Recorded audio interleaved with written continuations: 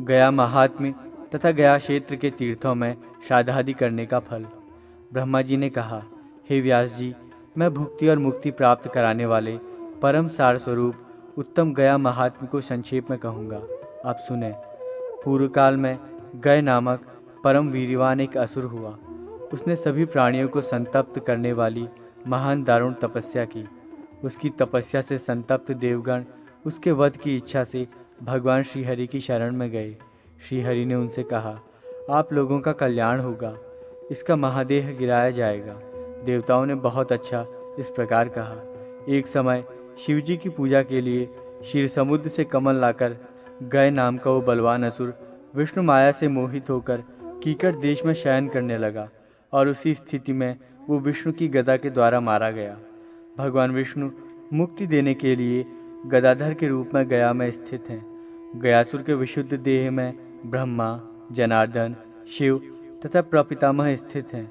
विष्णु ने वहाँ की मर्यादा स्थापित करते हुए कहा कि इसका देह पुण्य क्षेत्र के रूप में होगा।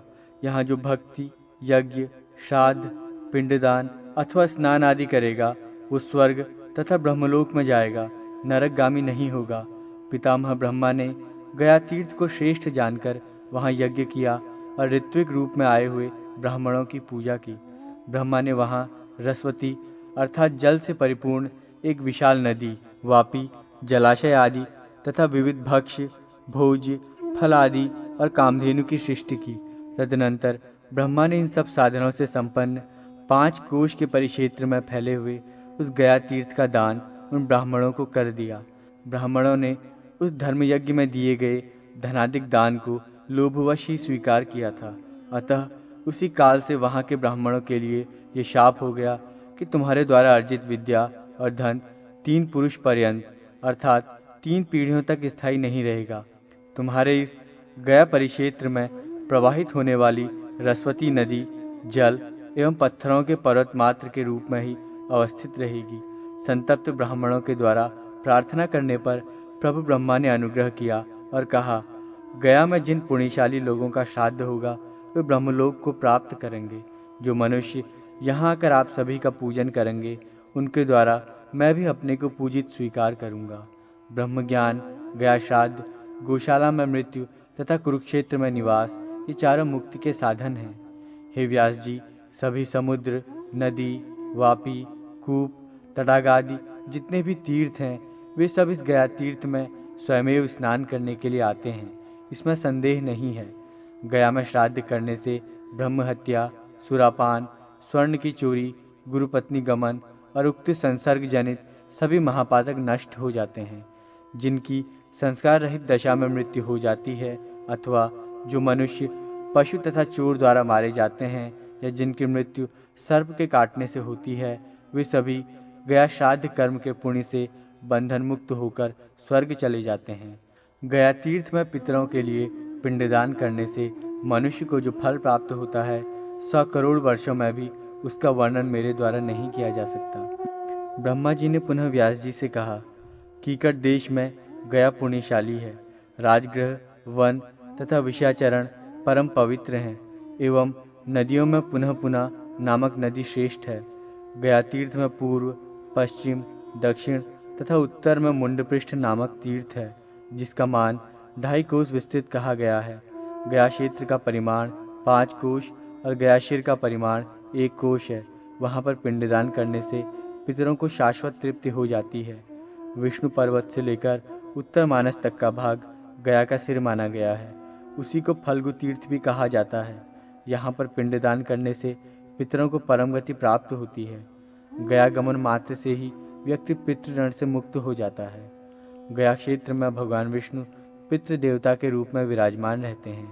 पुंडरीकाक्ष उन भगवान जनार्दन का दर्शन करने पर मनुष्य अपने तीनों ऋणों से मुक्त हो जाता है। गया तीर्थ में रथमार्ग तथा रुद्रपद आदि में कालेश्वर भगवान केदारनाथ का दर्शन करने से मनुष्य पितृऋण से विमुक्त हो जाता है। वहाँ पितामह ब्रह्मा का दर्शन करके वो पाप मुक्त और प्रपितामह का दर्शन कर अनामय लोक की प्राप्ति करता है। उसी प्रकार गदाधर पुरुषोत्तम भगवान विष्णु को प्रयत्नपूर्वक प्रणाम करने से उसका पुनर्जन्म नहीं होता।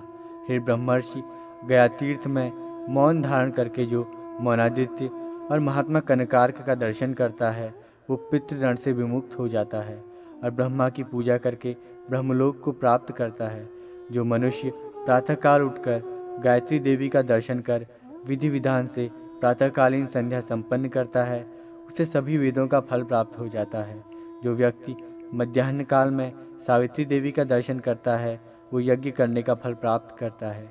इसी प्रकार जो सायंकाल में सरस्वती देवी का दर्शन करता है उसे दान का फल प्राप्त होता है। यहाँ पर्वत पर विराजमान भगवान शिव का दर्शन करके मनुष्य अपने पितृऋण से विमुक्त हो जाता है।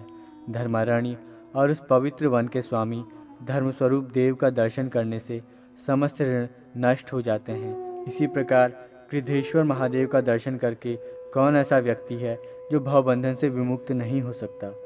प्राणी धेनुवन गोप्रचार तीर्थ नामक महातीर्थ में धेनु का दर्शन करके अपने पितरों को ब्रह्मलोक ले जाता है। प्रभास तीर्थ में प्रभासेश्वर शिव का दर्शन लाभ करके मनुष्य परम गति को प्राप्त होता है।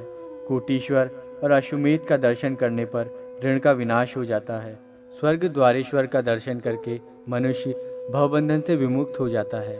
उसी धर्मारण्य में अवस्थित गदालोल तीर्थ तथा भगवान रामेश्वर का दर्शन करके मनुष्य स्वर्ग को प्राप्त होता है। भगवान ब्रह्मेश्वर के दर्शन से ब्रह्म हत्या के पाप से विमुक्ति हो जाती है। मुंडपृष्ठ तीर्थ में महाचंडी का दर्शन करके प्राणी अपनी समस्त इच्छाओं को पूर्ण कर लेता है। फल्गु तीर्थ के स्वामी फल्गु, चंडी देवी, गौरी, मंगला, गोमक, गोपति, अंगारेश्वर, सिद्धेश्वर, गयादित्य, गज तथा मार्कंडेश्वर भगवान के दर्शन से व्यक्ति पितृऋण से मुक्त हो जाता है। फल्गु तीर्थ में स्नान करके जो मनुष्य भगवान गदाधर का दर्शन करता है वो पितरों के ऋण से विमुक्त हो जाता है। पुण्य कर्म करने वाले जनों के लिए क्या इतने कर्म से पर्याप्त संतोष नहीं होता? अरे इन तीर्थों में अवस्थित देव दर्शन तथा स्नान करने से मनुष्य के कुल की 21 पुरुष पर्यंत पीढ़ियां ब्रह्मलोक को प्राप्त हो जाती हैं। पृथ्वी पर जितने भी तीर्थ, समुद्र और सरोवर हैं वे सभी प्रतिदिन एक बार फल्गु तीर्थ जाते हैं। पृथ्वी में गया पुण्यशाली तीर्थ है। गया में गयाश्री श्रेष्ठ है और उसमें भी फल्गु तीर्थ उसका मुख भाग है। उदीच, कनका नदी और नाभि तीर्थ उसका मध्य भाग है। उसी तीर्थ के सन्निकट ब्रह्म सदस तीर्थ है जो स्नान करने से मनुष्य को ब्रह्मलोक प्रदान करता है। वहाँ पर स्थित कूप में पिंड दानादि कृत्य करके मनुष्य अपने पितरों के ऋण से विमुक्त हो जाता है। अक्षयवट में श्राद्ध कर्म संपन्न करके मनुष्य अपने पितृगणों को ब्रह्मलोक प्राप्त कराता है। हंस तीर्थ में स्नान करके मनुष्य सभी पापों से मुक्त हो जाता है। कोटि तीर्थ, गयालोल, वैतरणी तथा गोमक तीर्थ में पितरों के लिए श्राद्ध करने पर मनुष्य अपने 21 पुरुष पर्यंत 21 पीढ़ी को ब्रह्मलोक ले जाता है। ब्रह्म तीर्थ, राम तीर्थ, अग्नि तीर्थ, सोम तीर्थ और रामहृद तीर्थ में श्राद्ध करने वाला अपने पितरों को ब्रह्मलोक प्राप्त कराता है। उत्तर मानस तीर्थ में श्राद्ध करने पर पुनर्जन्म नहीं होता। दक्षिण मानस तीर्थ में श्राद्ध करने से श्राद्ध करने वाले अपने पितरों को ब्रह्मलोक पहुंचाते हैं। स्वर्ग द्वार तीर्थ में श्राद्ध करने से भी श्राद्धकर्ताओं के पितृजन ब्रह्मलोक को जाते हैं। भीष्म तर्पण का कृत्य जिस स्थान पर हुआ था उस कूट स्थान पर श्राद्ध करने से भी मनुष्य पितृगणों को भवसागर पर से पार उतार देता है। गृद्धेश्वर तीर्थ में श्राद्ध करने से श्राद्धकर्ता अपने पितृऋण से विमुक्त हो जाते हैं। धेनुकारण में श्राद्ध कर तिल से बनी हुई गौ का दान करने वाला व्यक्ति यदि स्नान करके वहां पर अवस्थित धेनु मूर्ति का दर्शन करता है तो निश्चित ही वो अपने पितृजनों को ब्रह्मलोक पहुंचाता है। ऐन्द्र तीर्थ, वासव तीर्थ, राम तीर्थ, वैष्णव तीर्थ तथा महानदी के पवित्र तीर्थ पर श्राद्ध करने वाला मनुष्य पितरों को ब्रह्मलोक ले जाता है। गायत्री तीर्थ, सावित्री तीर्थ, सारस्वत तीर्थ में स्नान, संध्या तथा तर्पण करके श्राद्ध क्रिया संपन्न करने से श्राद्धकर्ता 101 पुरुष पर्यंत पितरों की पीढ़ी को ब्रह्मलोक ले जाते हैं। संयत मन से पितरों के प्रति ध्यान लगाकर मनुष्य को ब्रह्मयोनि नामक तीर्थ को विधिवत पार करना चाहिए। वहाँ पर पितृगणों एवं देवों का तर्पण करके मनुष्य पुनः गर्भ यंत्रणा के संकट में नहीं पड़ता है। काकजंगा तीर्थ में तर्पण करने से पितरों को अक्षय तृप्ति होती है। धर्मारण्य तथा मतंग वापी तीर्थ में श्राद्ध करने से मनुष्य स्वर्गलोक प्राप्त करता है। धर्मकूप तथा कूप तीर्थ में श्राद्ध करने पर प्राणी पितृ ऋण से मुक्त हो जाता है। यहाँ श्राद्धादि कृत्य करके मंत्र का पाठ करना चाहिए। मेरे द्वारा किए जा रहे श्राद्धादि कृत्यों के साक्षी यहाँ के देवता प्रमाण हों और लोकपाल साक्षी हों। इस मतंग तीर्थ में आकर के मैंने पितरों से ऋण मुक्ति का कार्य किया है। राम तीर्थ में स्नान करके प्रभास तीर्थ और प्रेतशिला तीर्थ में श्राद्ध करने से पितृगण निश्चित ही प्रेत भाव से मुक्त हो जाते हैं। ऐसा करके वो श्राद्धकर्ता अपने 21 कुलों का उद्धार करता है। मुंड पृष्ठादि तीर्थों में भी श्राद्ध क्रिया संपन्न करके अपने पितरों को ब्रह्मलोक ले जाता है। गया क्षेत्र में ऐसा कोई स्थान नहीं है जहाँ पर तीर्थ नहीं है। 5 कोश के क्षेत्रफल में स्थित गया क्षेत्र में जहाँ तहाँ भी पिंडदान करने वाला मनुष्य अक्षय फल को प्राप्त कर अपने पितृगणों को ब्रह्मलोक प्रदान करता है। भगवान जनार्दन के हाथ में अपने लिए पिंडदान समर्पित करके मंत्र पढ़ना चाहिए। हे जनार्दन, भगवान विष्णु, मैंने आपके हाथ में ये पिंड प्रदान किया है, अतः परलोक में पहुँचने पर मुझे मोक्ष प्राप्त हो। ऐसा करने से मनुष्य पितृगणों के साथ स्वयं भी ब्रह्मलोक प्राप्त करता है। गया क्षेत्र में स्थित धर्मपृष्ठ, ब्रह्मसर, गया शीर्ष तथा अक्षयवट तीर्थ में पितरों के लिए जो कुछ किया जाता है वह अक्षय हो जाता है। धर्मारण्य, धर्मपृष्ठ, धेनुकारण्य नामक तीर्थों का दर्शन करने से व्यक्ति अपनी 20 पीढ़ियों का उद्धार करता है। महानदी के पश्चिमी भाग को ब्रह्मारण्य कहा जाता है। उसके पूर्व भाग में ब्रह्मसद, नागाद्रि पर्वत तथा भरताश्रम है। भरताश्रम तथा मतंग पर्वत पर मनुष्य को पितरों के लिए श्राद्ध करना चाहिए। गयाशीष तीर्थ से दक्षिण तथा महानदी तीर्थ के पश्चिम चंपकवन स्थित है, जहाँ पर पांडुशिला नामक तीर्थ है। श्रद्धावान व्यक्ति को उस तीर्थ में तृतीया तिथि को श्राद्ध करना चाहिए। उसी तीर्थ के सन्निकट निश्चिरा मंडल, महाहृद और कौशिकी आश्रम है। इन पवित्र तीर्थों में श्राद्ध करने से भी प्राणी को अक्षय फल की प्राप्ति होती है। वैतरणी नदी के उत्तर में तृतीया नामक एक जलाशय है। वहीं पर क्रौंच पक्षियों का निवास है। इस तीर्थ में श्राद्ध करने वाला पितृगणों को स्वर्ग ले जाता है। क्रौंच पद तीर्थ से उत्तर निश्चिरा नाम से प्रसिद्ध एक जलाशय है। वहाँ पर एक बार जाने और एक बार पिंडदान करने से मनुष्य को कुछ भी दुर्लभ नहीं रह जाता है, किंतु जो इस तीर्थ में नित्य निवास करते हैं उनके लिए तो कहना ही क्या है। महानदी के जल का स्पर्श करके मनुष्य को पितृदेवों का तर्पण करना चाहिए। ऐसा करने से उसे अक्षय लोकों की प्राप्ति होती है और उसके कुल का उद्धार हो जाता है। सावित्री तीर्थ में एक बार संध्या करने से मनुष्य को 12 वर्षीय संध्या का फल प्राप्त हो जाता है। शुक्ल पक्ष तथा कृष्ण पक्ष में जो मनुष्य गया तीर्थ जाकर वहाँ पर रात्रिवास करते हैं, निश्चित ही उनके 7 कुलों का उद्धार हो जाता है, इसमें संदेह नहीं है। इस गया तीर्थ में मुंडपृष्ठ, अरविंद पर्वत तथा क्रौंचपाद नामक तीर्थों का दर्शन करके प्राणी समस्त पापों से विमुक्त हो जाता है। मकर संक्रांति, चंद्र ग्रहण एवं सूर्य ग्रहण के अवसर पर गया तीर्थ में जाकर पिंडदान करना तीनों लोकों में दुर्लभ है। महाहृद, कौशिकी, मूल क्षेत्र तथा गृंधकूट पर्वत की गुफा में श्राद्ध करने पर महाफल की प्राप्ति होती है। यहाँ भगवान महेश्वर शिव की जटाओं से निकली हुई गंगा की माहेश्वरी धारा प्रवाहित है।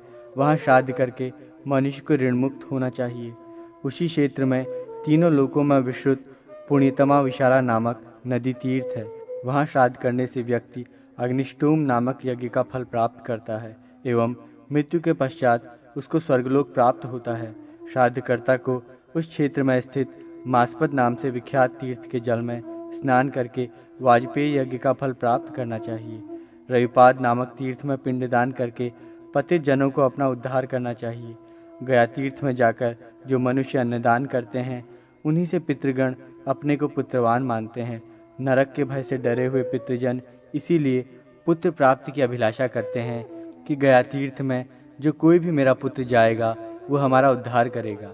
इस तीर्थ में पहुँचे हुए अपने पुत्र को देखकर पितृजनों में ये उत्सव होता है कि यहाँ पर आया हुआ मेरा ये पुत्र अपने पैरों से भी इस तीर्थ के जल का स्पर्श करके हम सबको निश्चित ही कुछ न कुछ प्रदान करेगा। अपने पुत्र अथवा पिंडदान देने के अधिकारी अन्य किसी वंशज के द्वारा जब कभी इस गया क्षेत्र में स्थित गयाकूप नामक पवित्र तीर्थ में जिसके भी नाम से पिंडदान दिया जाता है उसे शाश्वत ब्रह्मगति प्राप्त करा देता है। वहाँ पर स्थित कोटि तीर्थ में जाने से मनुष्य को पुंडरीक विष्णुलोक प्राप्त होता है। उस क्षेत्र में त्रिलोक विश्रुत वैतरणी नामक नदी है, वो उस गया क्षेत्र में पितरों का उद्धार करने के लिए अवतरित हुई है। जो श्रद्धालु व्यक्ति वहाँ पर पिंडदान एवं गोदान करता है, निश्चित ही उसके द्वारा अपने कुल की 21 पुरुष पर्यंत पीढ़ियों का उद्धार होता है, इसमें संदेह नहीं है।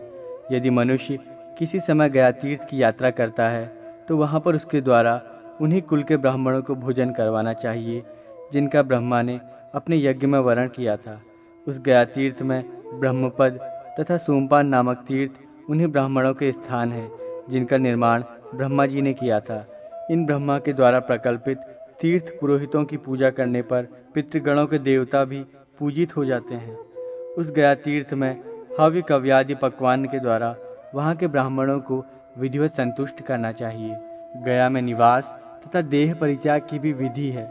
उत्तमोत्तम गया क्षेत्र में जो विषोत्सर्ग करता है उसे 100 अग्निष्टोम यज्ञों का पुण्य लाभ होता है, इसमें संदेह नहीं है। बुद्धिमान मनुष्य को इस गया क्षेत्र में अपने लिए भी तिल रहित पिंडदान करना चाहिए और अन्य व्यक्तियों के लिए भी पिंडदान करना चाहिए। हे व्यास जी, जाति के कितने भी पितृ बंधु बांधव एवं सुहृद जन हों, उन सभी के लिए गया क्षेत्र में विधि पूर्वक पिंडदान किया जा सकता है। राम तीर्थ में स्नान करके मनुष्य 100 गोदान का फल प्राप्त करता है। मतंग वापी में स्नान करके 1 सहस्त्र गायों के दान का फल प्राप्त होता है। निश्चिरा संगम में स्नान करके मनुष्य अपने पितृजनों को ब्रह्मलोक ले जाता है। वशिष्ठाश्रम में स्नान करने से वाजपेयी यज्ञ का फल प्राप्त होता है। महाकौशिकी तीर्थ में निवास करने से अश्वमेध यज्ञ का फल प्राप्त होता है। ब्रह्म सरोवर के निकट संसार को पवित्र करने वाली प्रसिद्ध अग्निधारा नामक नदी प्रवाहित होती है, उसी को कपिला कहते हैं। इस नदी में स्नान करके कृतकृत्य हुआ श्रद्धालु व्यक्ति पितरों के लिए श्राद्ध करके अग्निष्टोम यज्ञ का फल प्राप्त करता है। कुमारधारा में श्राद्ध करके मनुष्य को अश्वमेध यज्ञ का फल प्राप्त करना चाहिए और वहाँ पर स्थित कुमारदेव को प्रणाम निवेदन करके उसे मोक्ष प्राप्त कर लेना चाहिए। सोमकुंड तीर्थ में स्नान करके मनुष्य सोमलोक को जाता है। संवर्त वापी नामक तीर्थ में स्नान करके पिंडदान करने वाला प्राणी महासौभाग्यशाली बन जाता है। प्रेतकुंड तीर्थ में पिंडदान करने से मनुष्य सभी पापों से विमुक्त हो जाता है। देव नदी, लेलिहान, मथन, जानुगर्तक तथा इसी प्रकार के अन्य पवित्र तीर्थों में पिंडदान करने वाला मनुष्य अपने पितृजनों को तार देता है। गया क्षेत्र में वशिष्ठेश्वर आदि देवताओं को प्रणाम करके प्राणी सभी ऋणों से विमुक्त हो जाता है। गया के तीर्थों का महात्म्य तथा गया शीर्ष में पिंडदान की महिमा में विशाल की कथा। ब्रह्मा जी ने कहा, व्यास जी, गया तीर्थ की यात्रा के लिए उद्यत मनुष्य को विधि पूर्वक श्राद्ध करके सन्यासी के वेश में अपने गांव की प्रदक्षिणा करनी चाहिए। तदनंतर दूसरे गांव में वो जाकर श्राद्ध से अवशिष्ट अन्न का भोजन ग्रहण करके प्रतिग्रह से विवर्जित होकर यात्रा करे। गया यात्रा के लिए मात्र घर से चलने वाले के एक एक कदम पितरों के स्वर्गारोहण के लिए एक एक सीढ़ी बनते जाते हैं। कुरुक्षेत्र, विशाला, बद्री क्षेत्र, विरजा, जगन्नाथ क्षेत्र तथा गया तीर्थ को छोड़कर शेष सभी तीर्थों में मुंडन एवं उपवास का विधान है।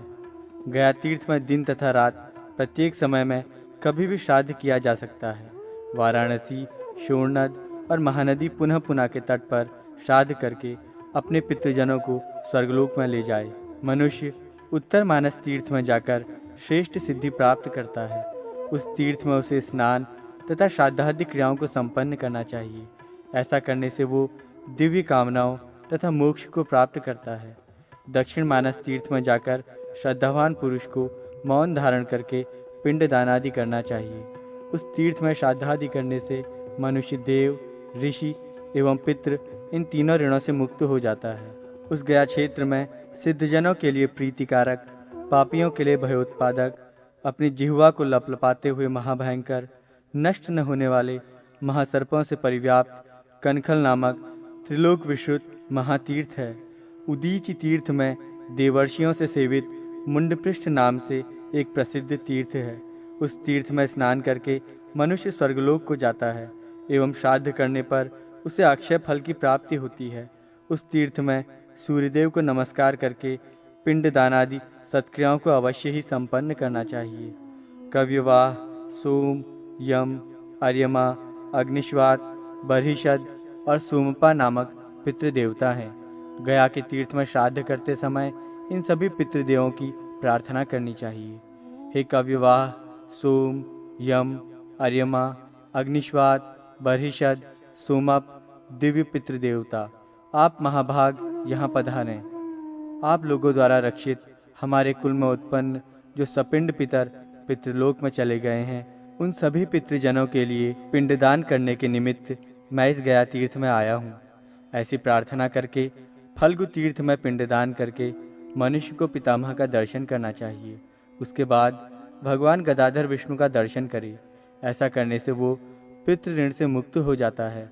फल्गु तीर्थ में स्नान करके जो मनुष्य भगवान गदाधर का दर्शन करता है, वो सद्य अपना तो उद्धार करता ही है, साथ ही वो अपने कुल के 10 पूर्व पुरुष एवं 10 पश्चादवर्ती पुरुष पर्यंत 21 पीढ़ियों का उद्धार करता है। गया तीर्थ में पहुँचे हुए श्रद्धालु व्यक्ति के लिए ये प्रथम दिन की विधि का वर्णन किया गया है। दूसरे दिन धर्मारण्य एवं मतंगवापी में जाकर श्राद्ध करने वाला मनुष्य पिंडदान आदि करे। धर्मारण्य में जाने से मनुष्य को वाजपेयी यज्ञ का फल प्राप्त होता है। तत्पश्चात ब्रह्म तीर्थ में राजसूय यज्ञ एवं अश्वमेध यज्ञ का फल प्राप्त होता है। तदनंतर कूप और यूप नाम के तीर्थों के मध्य श्राद्ध एवं पिंडोदक कृत्य संपन्न करना चाहिए। कूपोदक के द्वारा किया गया वो श्राद्धादि कार्य अक्षय होता है। तीसरे दिन ब्रह्मसद तीर्थ में जाकर स्नान कर तर्पण करना चाहिए। तदनंतर यूप एवं कूप तीर्थ के मध्य में श्राद्ध तथा पिंडदान करने का नियम है। तदनंतर गोप्रचार तीर्थ के समीप में ब्रह्मा के द्वारा कल्पित ब्राह्मणों के सेवन मात्र से पितृजन मोक्ष प्राप्त कर लेते हैं। यूप तीर्थ की प्रदक्षिणा करके वाजपेयी यज्ञ का फल प्राप्त कर लेना चाहिए। चौथे दिन फल्गु तीर्थ में स्नान करके देवादिकों का तर्पण करे और उसके बाद गया शीर्ष में रुद्र पदादि तीर्थों में जाकर वो पितरों के लिए श्राद्ध करे। तदनंतर व्यास, देहिमुख, पंचाग्नि तथा पदित्रय नामक तीर्थ में पिंडदान करके सूर्य तीर्थ, सोम तीर्थ एवं कार्तिकेय तीर्थ में जाकर किए गए श्राद्ध का फल अक्षय होता है। गया तीर्थ में नवदैवत्य और द्वादश दैवत्य नामक श्राद्ध करना चाहिए। अन्वष्टका तिथियों में, वृद्धि श्राद्ध में, गया में और मृत्यु तिथि में माता के लिए पृथक रूप से श्राद्ध करने का विधान है। अन्यत्र तीर्थों में पिता के साथ ही माता का श्राद्ध करना चाहिए। दशाश्वमेध तीर्थ में स्नान करके पितामह का दर्शन कर यदि मनुष्य रुद्रपाद का स्पर्श करता है तो वह पुनः इस लोक में नहीं आता है। वित्त परिपूर्ण समग्र पृथ्वी का 3 बार दान करने से जो फल प्राप्त होता है, वो फल गयाशिर तीर्थ में श्राद्ध करने पर प्राप्त हो जाता है। इस गयाशिर तीर्थ में शमीपत्र प्रमाण के बराबर पिंडदान करना चाहिए। इससे पितृगण देवत्व को प्राप्त करते हैं। इस कार्य में विचार करने की आवश्यकता नहीं है। भगवान शिव ने मुंडपृष्ठ तीर्थ पर अपना चरण रखा था, अतः उस तीर्थ में अल्पमात्र तपस्या से ही मनुष्य महान पुण्य प्राप्त कर लेता है। जो व्यक्ति गयाशीर्ष तीर्थ में नामोच्चार के साथ जिन पितरों का पिंडदान करता है, उससे नरकलोक में निवास करने वाले पितृजन स्वर्गलोक एवं स्वर्ग में रहने वाले पितरों को मोक्ष प्राप्त हो जाता है। 5वें दिन गदालोल तीर्थ में स्नान करके अक्षयवट के नीचे पिंडदान करने वाला अपने समस्त कुल का उद्धार कर देता है। अक्षयवट के मूल में शाक अथवा उष्णोदक से एक ब्राह्मण को भोजन कराने पर करोड़ ब्राह्मणों को भोजन कराने का फल प्राप्त हो जाता है। अक्षयवट में श्राद्ध करने के पश्चात प्रपितामह का दर्शन करके मनुष्य अक्षय लोकों को प्राप्त करता है एवं अपने 100 कुलों का उद्धार कर देता है। मनुष्य को बहुत से पुत्रों की कामना करनी चाहिए, क्योंकि उनमें से एक भी पुत्र गया तीर्थ में जाए अथवा अश्वमेध यज्ञ करे या नील विषोत्सर्ग करे। एक प्रेत ने किसी वणिक से कहा, हे वणिक, गया शीर्ष तीर्थ में तुम मेरे नाम से पिंडदान करो, जिससे मैं इस प्रेत योनि से मुक्त हो जाऊंगा। ये पिंडदान दाता के लिए भी स्वर्ग प्रदान करने वाला होगा। ऐसा सुनकर उस वणिक ने गया शीर्ष तीर्थ में उस प्रेतराज के लिए पिंडदान किया। तदनंतर अपने छोटे भाइयों के साथ उसने अपने पितृजनों को भी पिंडदान प्रदान किया। वणिक के द्वारा वहां पिंडदान करने से उस प्रेतराज के साथ उसके सभी पितर मुक्त हो गए और पिंडदान करने वाला वो विशाल वणिक पुत्रवान हो गया। मृत्यु के पश्चात उसने विशाला में राजपुत्र के रूप में जन्म लिया। उसने ब्राह्मणों से कहा कि मुझे किस प्रकार के सत्कार्यों को करने से पुत्र प्राप्ति हो सकती है। ब्राह्मणों ने विशाल नामक राजपुत्र से कहा कि गया तीर्थ में पिंडदान करने से आपकी सभी कामनाएं पूर्ण हो सकती हैं। तदनंतर विशाल ने गया शीर्ष तीर्थ में जाकर पिंडदान किया, जिसके पुण्य से वो पुत्रवान हो गया। एक दिन उसने आकाश में श्वेत, रक्त एवं कृष्ण वर्ण वाले पुरुषों को देखा। उन लोगों को देखकर उसने पूछा कि तुम सब कौन हो? उनमें से श्वेत वर्ण वाले पुरुष ने उस विशाल से कहा कि श्वेत वर्ण वाला, मैं तुम्हारा पिता हूँ। तुम्हारे द्वारा दिए गए पिंडदान के पुण्य लाभ से मैंने शुभ इंद्रलोक को प्राप्त किया है। हे पुत्र, ये जो रक्त वर्ण वाले पुरुष दिखाई दे रहे हैं मेरे पिता हैं। ये ब्रह्म हत्या करने वाले तथा अन्यान्य महापापों से युक्त थे। ये कृष्ण वर्ण वाले तेरे पितामह हैं। इन्होंने अपने जीवन काल में अनेक ऋषियों का वध किया, अतः इन लोगों को अवीची नामक नरक प्राप्त हुआ था। किंतु तुम्हारे द्वारा प्रदत्त पिंडदान से हम सभी पाप विमुक्त हो गए हैं। अब हम लोग उत्तम स्वर्गलोक में जा रहे हैं। ये सुनकर कृतकृत्य होकर विशाला नगरी में राज्य करके वो विशाल स्वर्गलोक में चला गया। गया तीर्थ में पिंडदान करते हुए मंत्रों का पाठ करना चाहिए। हमारे कुल में जो पितर पिंडदान एवं जल तर्पण क्रिया से वंचित रहे हैं, जो चूड़ाकर्म संस्कार विहीन हैं, जो गर्भ से निकले हुए हैं, गर्भपात के कारण मृत्यु को प्राप्त हुए हैं, जिनका अग्निदाह अथवा अन्य अंतिम क्रिया संस्कार नहीं हुआ है, अग्नि में जलकर जिनकी मृत्यु हुई है, और जो दूसरे पितृगण हैं, वे भूमि में मेरे द्वारा किए गए इस पिंडदान से तृप्त हों और तृप्त होकर परम गति को प्राप्त करें। पिता, पितामह, प्रपितामह, माता, पितामही, प्रपितामही, मातामह, प्रमातामह, वृद्ध प्रमातामह, मातामही, प्रमातामही, वृद्ध प्रमातामही और अन्य पितृजनों को मेरे द्वारा दिया गया ये पिंड अक्षय होकर उन्हें प्राप्त हो।